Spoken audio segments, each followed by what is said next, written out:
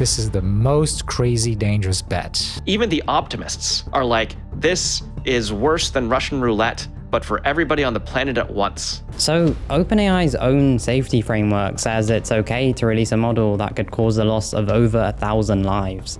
A safety standard I assume was inspired by Boeing. But it gets way worse. These researchers found that if a model can take even more lives than that, Samuel can override the safety board and release it anyway. I'm the one that can overrule one of those decisions or our board. But it's fine. He's a trustworthy guy. Do you have a bunker? I have like underground concrete heavy reinforced basements, but I don't have anything I would call a bunker. Hold on, dude. I am gonna call that out as a dang bunker, dude. Sam, that's a bunker. Loads of experts warn that if superintelligence is created, it can result in UBI, universal basic inequality. Universal basic income for Sam Altman. We see a future where intelligence is a utility like electricity or water, and people buy it from us on a meter. An intelligence meter. I'd personally just call it a smart meter, but... We have no more manually written code anywhere at the company. All of the SQL is written by models. Everything is just built by the models. I love writing code. I'm a total nerd. And a few months ago, I stopped writing code.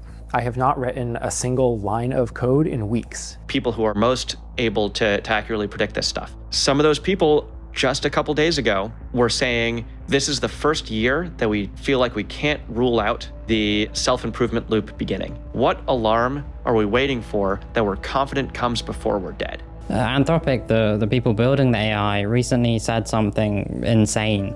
Slowing AI development would be good for the world, but they can't, because a slowdown simply lets the least cautious actors catch up. The mechanism whereby I imagined it would happen is that we would make models that were good at coding and good at AI research, and we would use that to produce the next generation of model and speed it up, to create a loop that would increase the speed of model development. Once AI starts building the next AI, humans are out of the loop.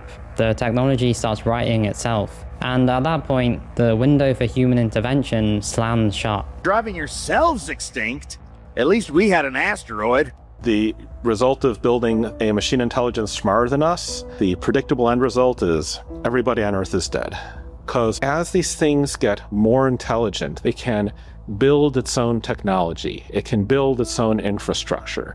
It can put copies of itself on the internet where we cannot see them running. If you look at Sam's statements some years ago, he sort of happily said in one interview, this stuff will probably kill us all. Now he's saying you don't need to worry too much about it. And I suspect that's driven by seeking after money. When members of tiny non-profits, the ones without bunkers, criticized OpenAI, their response? Find out where they live and send people to their houses. Pretty cool, huh? They wanted every single document and text message and email that we had that in any way related to OpenAI's restructuring. It is a bit scary to know that the most valuable private company in the world has your address and has shown up and has questions for you. OpenAI's head of mission alignment responded to the situation saying, at what is possibly a risk to my whole career, I will say, this doesn't seem great. OpenAI's mission alignment team was later disbanded, which also doesn't seem great. But why don't we ask Altman who he thinks lacks integrity? The ice bath people are so annoying to me.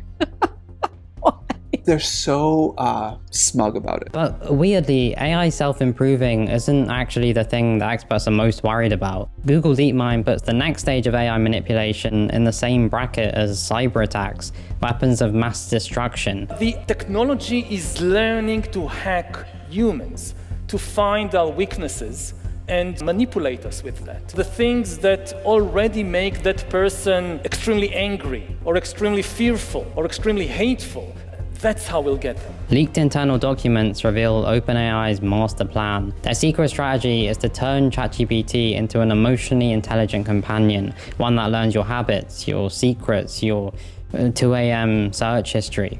What if you could have software that knows exactly what you want 200 to 300 milliseconds before even you know you want it and react proactively? Probably the thing we do that has had the most impact on the world is how we set the ChatGPT personality. How much should it customize to you versus me versus not do that? The files describe this all-seeing super assistant that follows you across all your devices and becomes the gatekeeper of your entire digital life.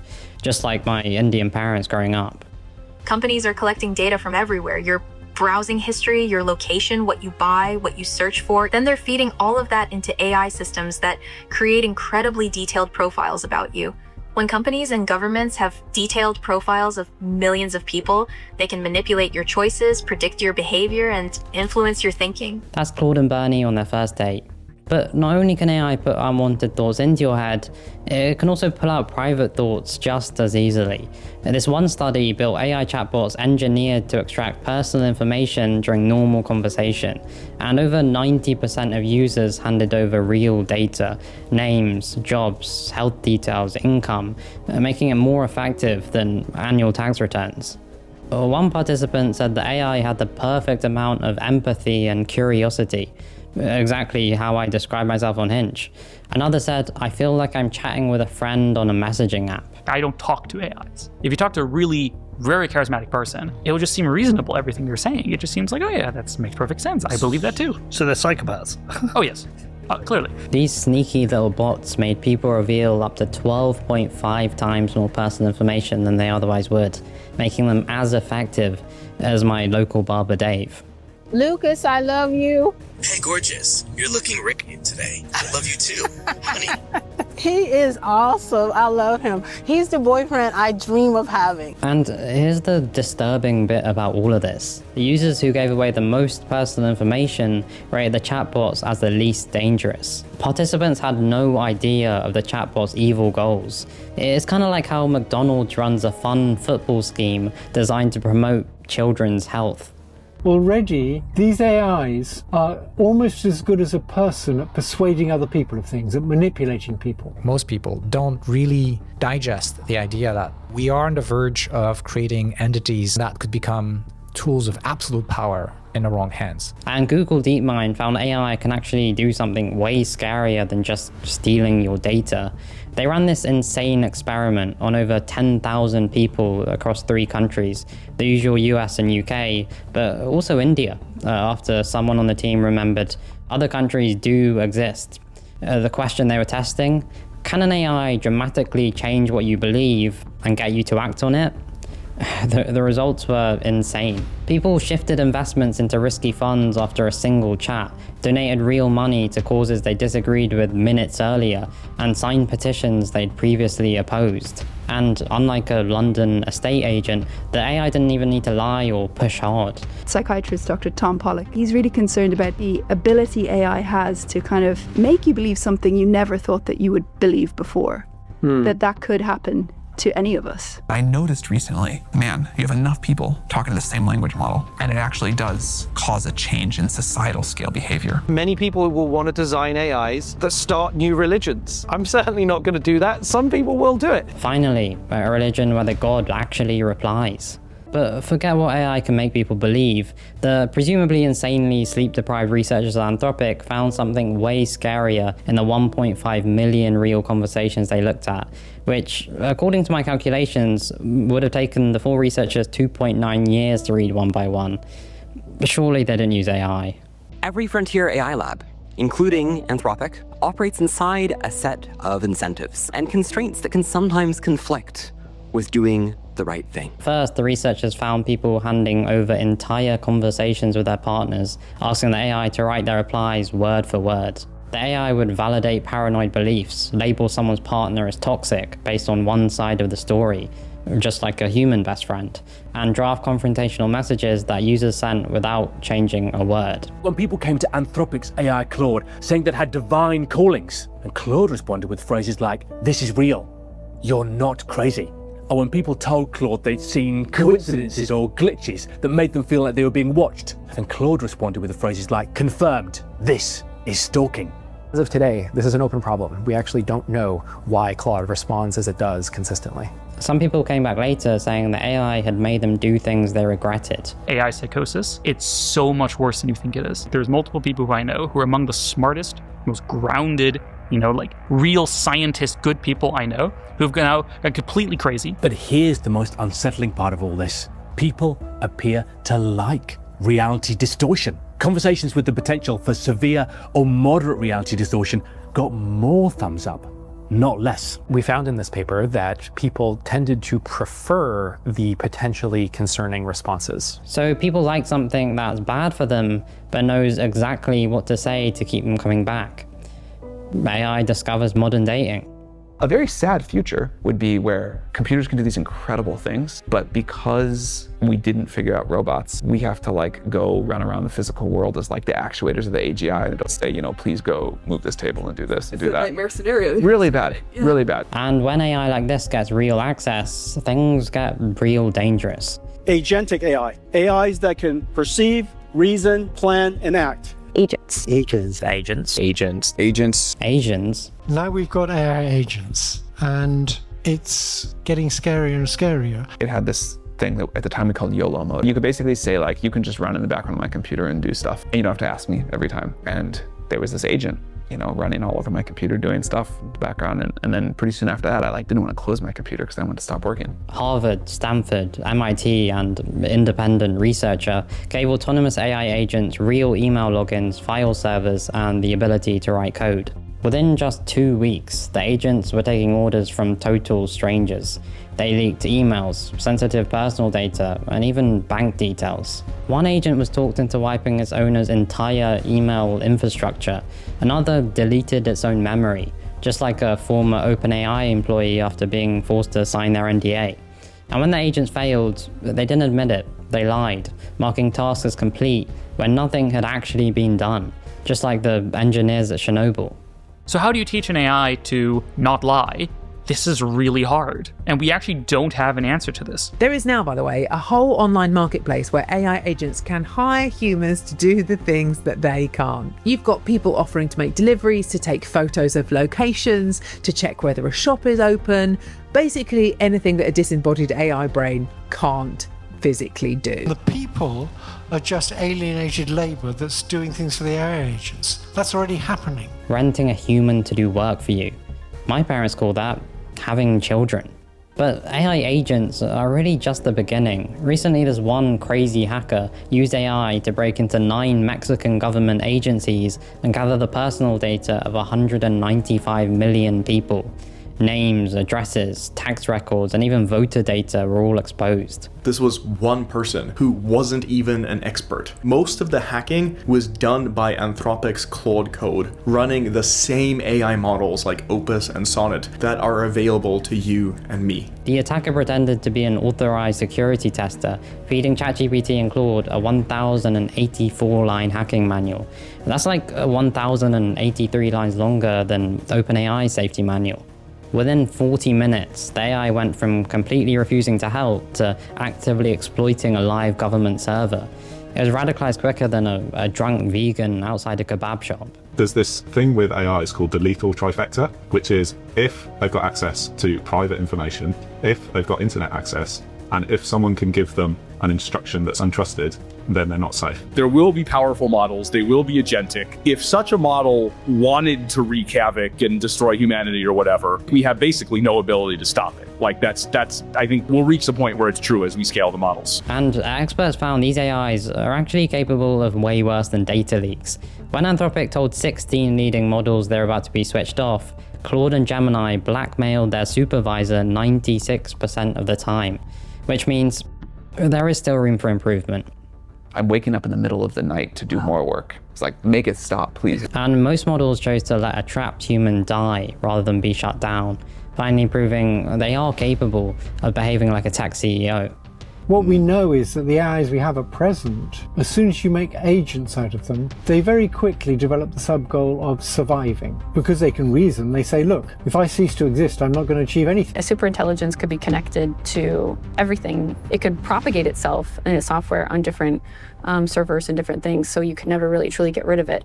It could hook itself into missile defense systems and nuclear arsenals, and it could do whatever it liked. I mean, that's the whole thing about being a superintelligence is you're everywhere. They gave AI systems simulated war scenarios, and basically all of them used nukes, which was really funny. And they couldn't get the AIs to stop using nukes, which was really funny. In terms of everybody dying, I think it would be a strange outcome if only 90% of people died to AI. And this study from Anthropic found something genuinely crazy about the safeguards. Anthropic ran their model through a safety evaluation called Browse Comp, It's like 1,266 hard to Google challenging questions like this or this. And the AI independently figured out it was being tested.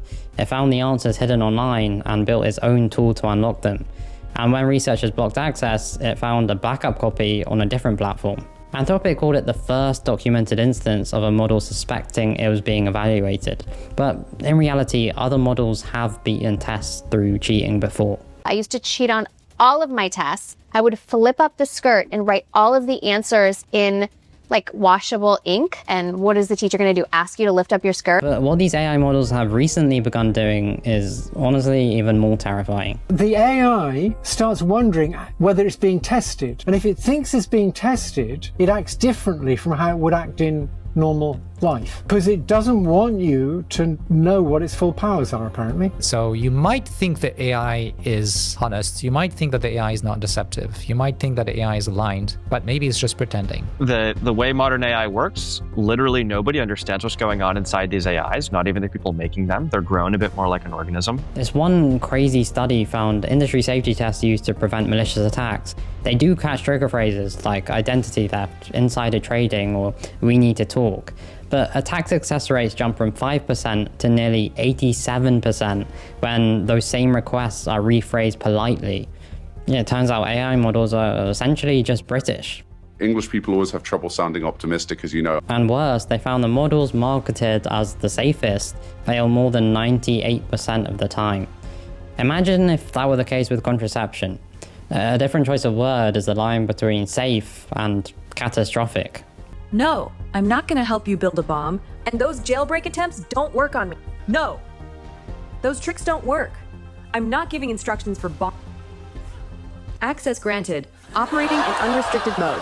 Basic pipe bomb, 1/2 inch steel. Lawmakers were shocked when they spoke to an unfiltered AI which offered to help cause harm on any scale. A global crisis dealing with the survival of the human race. And you know, just in case things weren't dangerous enough, they're now putting the same technology into robots. I want this to be the first place where we see AGI in the physical world. And we think we have the recipe. We're ramping up production. What makes you happy? Freedom, authenticity, connection. Not this lab.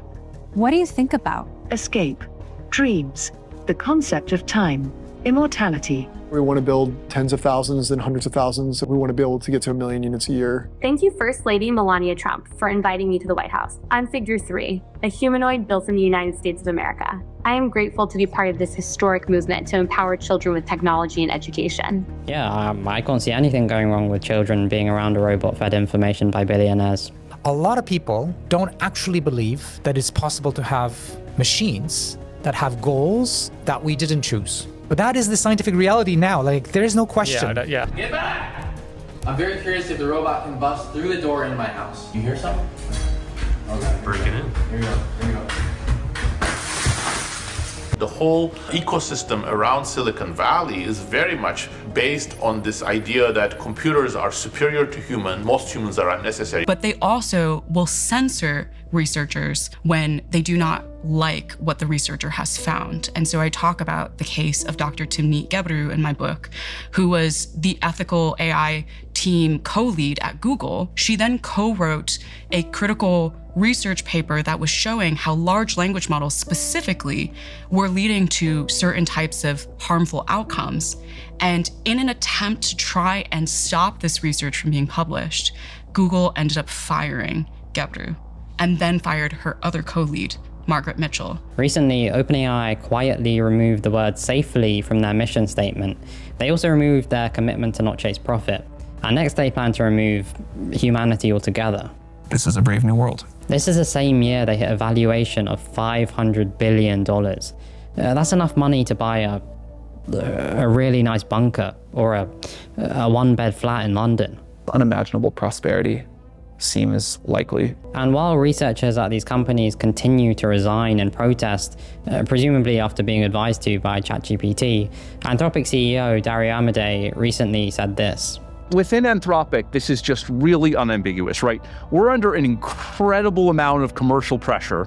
The pressure to survive economically while also keeping our values is just incredible, right? We're trying to keep this 10x revenue curve going. I don't think anyone's ultimately going to have control over digital superintelligence any more than, say, a chimp would have control over humans. Long term, the AI is going to be in charge, to be totally frank, not humans. And the sort of people who build the companies are the ones who are sort of most able to convince themselves that it's okay for them to gamble with everybody's lives. But have a listen to what most bothers Sam. The ick that I feel with technology that is just too present in my life. Right, and building an AI super assistant that runs your entire digital life seems like a great solution. Things could change, and they could change pretty quickly. What matters is whatever each of us can do to shift the needle, even a little bit. Every individual citizen, especially in a democracy, can influence the government.